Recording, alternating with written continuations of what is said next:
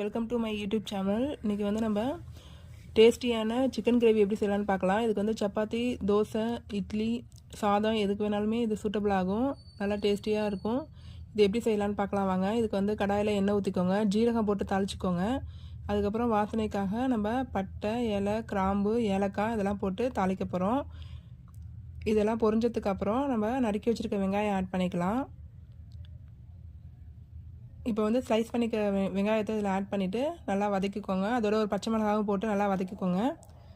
எப்போதும் எண்ணெயில் வந்து இஞ்சி பூண்டை வந்து ஃபஸ்ட்டு போடக்கூடாது,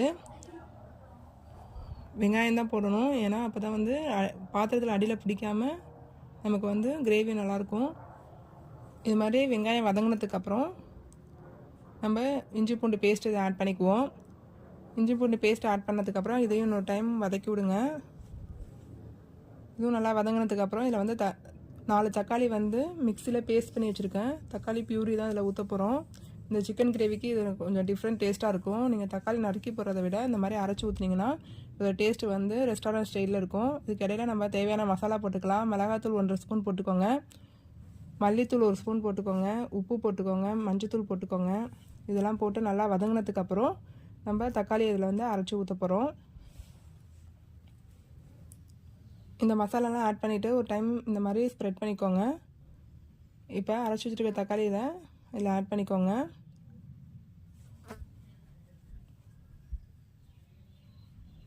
இந்த மாதிரி தக்காளி ஆட் பண்ணதுக்கப்புறம் பச்சை வாசனை போகிற வரைக்கும் நல்லா வதக்கிக்கோங்க. இது ஒரு 2 நிமிஷம் நல்லா வதங்கினதுக்கப்புறம் நம்ம ஆல்ரெடி சிக்கன் வாஷ் பண்ணி வச்சுருக்கோம். அது தண்ணி வடிகட்டிட்டு சிக்கனை இதில் வந்து வதக்கி எடுத்துக்கோங்க. தேவையான அளவு உப்பு போட்டு சிக்கனை வந்து இதில் வதக்கி எடுத்துக்கலாம். இது வரைக்கும் நம்ம இதில் வந்து தண்ணி ஊற்றவே இல்லை.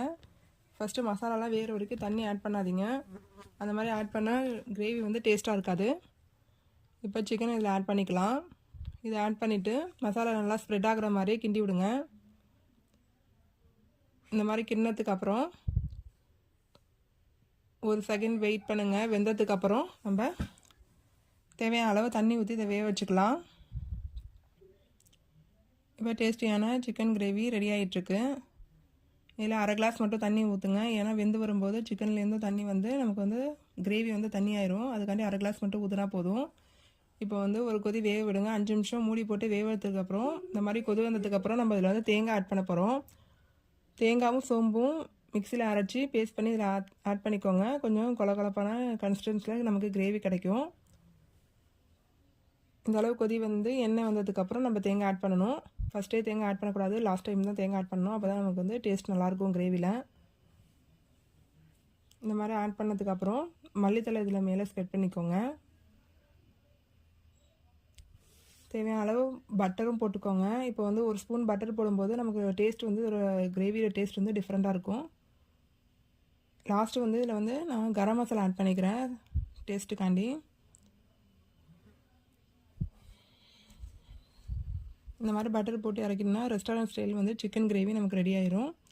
இது வந்து இட்லி, தோசை, சப்பாத்தி, சாதம் எல்லாத்துக்குமே சூட்டபுளான ஒன்று. எல்லாருமே வீட்டில் செஞ்சு பாருங்கள். செஞ்சு பார்த்துட்டு டேஸ்ட் எப்படி இருந்ததுன்னு கமெண்ட் பாக்ஸில் கமெண்ட் பண்ணுங்கள். Okay friends, for more video like and follow, subscribe my channel. Thank you.